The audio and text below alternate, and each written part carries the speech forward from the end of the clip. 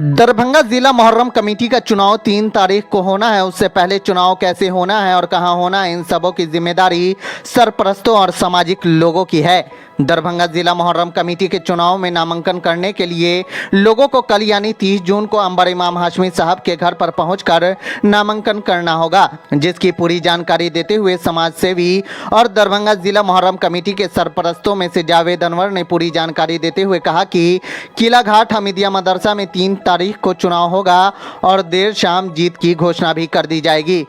वहीं उन्होंने कहा, चुनाव के बाद जो लोग चुनकर आएंगे वह लोगों के सवालों का जवाब देंगे। कमेटी के खर्चे और बचे हुए पैसों के ट्रांसपेरेंट की बात जो लोग कह रहे थे उसको भी क्लियर कर दिया जाएगा। वहीं जावेद अनवर ने पूरी जानकारी देते हुए यह भी कहा, जो लोग ऐसा कह रहे हैं वह लोग व्हाट्सएप या फेसबुक पर सिर्फ लिख देने से काम नहीं चलेगा। आपको जानकारी चाहिए तो वह आकर सामने से मुहर्रम कमेटी से मांग सकते हैं, उन्हें सब क्लियर कर दिखा दिया जाएगा। ऑलरेडी जो है हम लोगों ने सबको जानकारी दे दिया है कि 3 पद पर चुनाव होना है, प्रेसिडेंट, सेक्रेटरी और ट्रेजरर। तीनों पद के लिए नामांकन 30 तारीख को होगा अंबर इमाम हाशमी साहब एडवोकेट के घर पे 10 बजे से 2 बजे के बीच में। इसके लिए जो भी नामांकन करना चाहते हैं वो अपने साथ एक प्रस्तावक और एक समर्थक लाएंगे जो अखड़िया होंगे, वही प्रस्तावक होंगे। इस बात का ध्यान रखेंगे कि अगर एक पद के लिए किसी प्रस्तावक या समर्थक ने 2 कैंडिडेट पर साइन कर दिया तो दोनों का नामांकन रद्द कर दिया जाएगा। नहीं, आप खड़े हो सकते हैं 2 पद पे भी, लेकिन आपका प्रस्तावक समर्थक अलग होना चाहिए। अखड़िया वोटिंग करेंगे, साथ साथ जो पूर्व अध्यक्ष और सचिव अभी हयात से हैं वो भी वोट करेंगे। अभी जिला में तकरीबन कितने अखड़ियां हैं? तकरीबन कमोबेश 122 के आसपास हैं। बाईलॉज जो है क्या पूरी तरह से तैयार हो गया या इस बार टेम्पररी? ये 1 साल के लिए चुनाव कराया जा रहा है। ये हम लोग एक तरह का ट्रायल ले रहे हैं, जिसमें ये तय किया गया है कि सिर्फ अखड़िया और पूर्व अध्यक्ष सचिव वोट करेंगे। फिर आइंदा हम लोग बैठ करके तय करेंगे कि जो है अगर इसमें किसी और भी दानिश्वर लोगों को जोड़ना है, डॉक्टर्स को, प्रोफेसर्स को या और सोशल वर्कर्स को, तो उसका क्राइटेरिया क्या होगा, उस तय करने के बाद हम लोग आगे सोचेंगे। वार्ड काउंसलर्स पे भी विचार किया जा रहा है, जो उसके वार्ड काउंसलर्स हैं वो भी वोट करें। साथ साथ जो हमारी परंपरा रही है मुहर्रम की कि हम लोगों ने अपने हिंदू भाइयों को, जो हमारे जैसे नगर विधायक हैं वो पदेन संरक्षक हैं, साथ साथ मेयर हैं, सांसद हैं, इसके अलावा जितने भी हमारे वार्ड काउंसलर्स हैं हमारे हिंदू भाई, साथ साथ किसी पार्टी के अध्यक्ष हैं, किसी संगठन से जुड़े हुए हैं, ऐसे कई लोग हैं। जैसे पहले पूर्व में भी रहे हैं, नारद यादव रहे हैं, नवीन सिन्हा रहे हैं, अजय जलान रहे हैं, अशोक नायक रहे हैं, सुनीति रंजन दास रहे हैं, सुभाष महतो रहे हैं, मिट्टू खरिया जी रहे हैं। इस तरह के जितने भी लोग हैं जो इसमें लगे रहे हैं वो तमाम लोगों को संरक्षक के रूप में एक अलग से अनाउंस किया जाएगा। उनकी लिस्ट जो है वो डिक्लेयर की जाएगी, जो आप लोगों को दी जाएगी। हम लोगों की एक मंशा थी, 2019 में पब्लिक ने 10 लोगों की एक कमेटी बनाई थी, जिसमें जो भी लोग थे, इस पे एहसान साहब हम लोगों के बीच नहीं रहे, अल्लाह उनको जन्नत दे। बाकी लोग हैं, उसमें से कुछ लोग बाहर थे अभी। बाकी लोगों ने बैठ करके, जैसे हमारे अंबर इमाम हाशमी साहब थे, मैं खुद था, नफीस रिंकू साहब थे, डॉक्टर रिशु थे, मुन्नन बाबू थे जो बदरुल हसन साहब लालबाग के हैं वो थे, टिंकू बाबू थे, तारिक रजा और कई लोग थे। तो बहरहाल ये आम राय से हम लोगों ने ये बात निकाली है कि इस बार जो है ना चुनाव ट्रांसपेरेंट हो जाए, कोई किसी तरह का आपस में तफरका ना हो, आपस में किसी से कोई बलवान ना हो, आराम से जो तरीका है उस तरीके से अखड़िया वोट गिराएं। क्योंकि मुहर्रम पे सबसे ज़्यादा हक जिला प्रशासन जो मानती है वो अखड़िया को ही मानती है। जिला प्रशासन जो लाइसेंस इशू करती है वो अखड़िया के नाम से इशू करती है। तो मुहर्रम में सबसे बड़ा हक अगर किसी का है तो वह अखड़िया का है, जो इस बार पहली बार उनको यह अधिकार मिलने जा रहा है, वोट का अधिकार। जहाँ तक मुझे मालूम हुआ है उन लोगों के अंदर काफ़ी खुशी है कि उनकी अहमियत बढ़ी है। पहले जो चुनाव की प्रक्रिया थी वो एक भीड़ की शक्ल में हुआ करती थी, अब जैसा भी था जिस तरह चलता आ रहा था, लेकिन हम लोगों ने सोचा है कि उस रिवाज को बंद करके लोकतांत्रिक तरीके से चुनाव को कराएं, जिससे किसी को कुछ भी इफ बट कहने का मौका न मिले। बहुत सारा जगह से और अलग अलग मोहल्ला से आवाज़ उठ रहा है कि ये चंदा का जो पैसा है उसमें बड़ा घोटाला हुआ है, उसको ट्रांसपेरेंट होना चाहिए।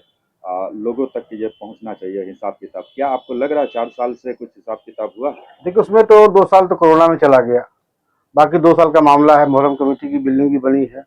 अब क्या है नहीं है, वो जो भी हिसाब किताब है, वो हिसाब किताब जो नई कमेटी बनेगी वो पुरानी कमेटी से ले करके हम चाहेंगे कि वो पब्लिक पोर्टल पे जाए। 4 साल में जो मुहर्रम को लेके इतना विकास किया गया है उन कमेटी मेंबर द्वारा, तो इसमें किसकी किसकी भागीदारी लग रही है इतने देखिए, ऊंचा सचिव मुकाम पे, या किसी एक ही की भागीदारी है? नहीं, उसमें अध्यक्ष, सचिव और जो भी ट्रेजरर थे और जो भी कमेटी के मेंबर्स हैं, सबको उसका जाता है श्रेय। देखिए, जब लड़ता है कोई तो सिपाही बहुत होते हैं, बहुत से लोगों का कॉपरेशन होता है, लेकिन जो ओवरऑल कैप्टन का ही नाम होता है। क्या कुछ कहना चाहेंगे मुहर्रम को लेके आने वाला है? क्या कुछ हम लोगों की यही मंशा है, मेरी यही कोशिश रहेगी कि हम लोग एक अच्छी कमेटी बन जाए, जो अखड़िया लोग चुन ले। वो कमेटी अच्छे से सौहार्दपूर्ण माहौल में अच्छे से मुहर्रम को बनाए, जिसमें तमाम लोगों की भागीदारी हो। एक अच्छी मतलब एक अच्छा मैसेज जाए मुहर्रम से, आपस में कोई तफरका ना हो, बहुत अच्छे से हम लोग मेलजोल के साथ इस मुहर्रम को मनाएं। यही हम लोगों की मंशा है, यही कोशिश है कि एक अच्छी कमेटी बन जाए। रियाज ट्रांसपेरेंट। खान कादरी ने है ना एक बयान जारी किया है, कहा है कि सरपरस्तों की तादाद ज्यादा की जाएगी। रियाज खान कादरी साहब ने जो कहा है, अच्छी बात कहा है उन्होंने। सरपरस्तों की तादाद इससे होनी है ना चाहिए। मुहर्रम कमेटी और मजबूत होगी। ऐसा है ना कि अगर ये इलेक्शन कराने के लिए कमेटी बनाई गई थी, सरपरस्तों की कमेटी नहीं है ये। थोड़ा सा उनको समझने में थोड़ी दुश्वारी हुई है। 2019 में आवाम ने ही बनाई थी ये कमेटी, और जो कोई जिम्मेदारी की दी जाती है, अगर सपोज कीजिए अगर इलेक्शन कमीशन ऑफ बिहार है, तो उसके अंदर क्या मतलब पूरे बिहार के अधिकारियों को भर दिया जाएगा तो होगा। उसकी एक लिमिटेशंस होती है कि कितने लोग, ज़्यादा जोगी मठ गुजार होता है। तो उस हिसाब से जब बनाया गया था कमेटी, चंद लोगों की, आवाम ने बनाया था, हम लोगों को बनने की ख्वाहिश नहीं है। अब कोई बहुत ज़्यादा इन चीज़ों में लेना देना नहीं, हम लोग लड़ने नहीं जा रहे। अंबर इमाम हाशमी साहब हो, चाहे जावेद अनवर हो, चाहे रिंकू साहब हो, इन लोगों को कोई चुनाव में इंटरेस्ट नहीं है। मकसद ये है कि एक अच्छी ट्रांसपेरेंट कमेटी हो जाए, ट्रांसपेरेंट इलेक्शन हो जाए और अच्छे से मुहर्रम को मनाया जाए। जो चंदा मतलब मुहर्रम को मिलता है, क्या वो ट्रांसपेरेंट होगा इस बार? क्या हिसाब जो जनता मांग रही है मिल पाएगा? जनता जो मांग रही है, घर बैठ के मांगने से नहीं होता है कोई चीज़, या फेसबुक पर लिख देने से कुछ नहीं होता है। जब ये चीज़ें हो तो आप अगर आप चाहते हैं हिसाब मांगिए, डायरेक्ट आकर के मांगिए, वो दे देंगे हिसाब आपको। नई कमेटी जब आएगी तो हिसाब देख लेगी अपना क्या है नहीं है। इस पर इतना बलवा करने की मेरे ख्याल में कोई जरूरत नहीं है। जो लोग चाह रहे हैं कि इलेक्शन फाइट करना, वो किस तरह, कहाँ जाके नामांकन कराएंगे और क्या क्या चीज उनको साथ में लेके आना है? अच्छा, फिर मैं एक बात क्लियर करना चाहता हूँ कि अभी जो हमारा मकसद है वो इलेक्शन अच्छे से हो जाए, और दूसरे तीसरे मौजू पर बात करके ये जो असल जो मुद्दा है ना वो भटक जाएगा, फिर लोग भटक जाएंगे उससे। तो इलेक्शन पर ही बात हो अभी फिलहाल। मेरे ख्याल से 3 तारीख को जब कमेटी बन जाए तो लोग जो भी सवाल रखना चाहते हैं रखें वो सवाल। और इलेक्शन के लिए नॉमिनेशन करने जाना है आपको अंबर इमाम हाशमी साहब के घर पे, जो जीएन गंज में उनका एडवोकेट साहब, सब लोग जानते हैं उनको, कोई नया चेहरा नहीं है वो। उनके घर पे चूंकि संडे है, वरना उनके कार्यालय में होता, संडे है इसलिए 10 बजे से 2 बजे के बीच में उनके घर पे रखा गया है। वहीं कैंडिडेट अपने प्रस्तावक और समर्थक के साथ जाएंगे, वहाँ फॉर्म मिलेगा, बस 1 पेज का फॉर्म है, थोड़ी सी फॉर्मेलिटी है, करेंगे, साइन करेंगे और वो एक्सेप्ट हो जाएगा। और उसके बाद इस बात का ख्याल रखना है, कोई भी प्रस्तावक समर्थक, कैंडिडेट को ध्यान देना है कि आपका प्रस्तावक या समर्थक आप जिस पद से लड़ रहे हैं उसी पद से किसी दूसरे को भी फॉर्म पे साइन ना करे, वरना दोनों ही कैंडिडेट का नामांकन रद्द कर दिया जाएगा।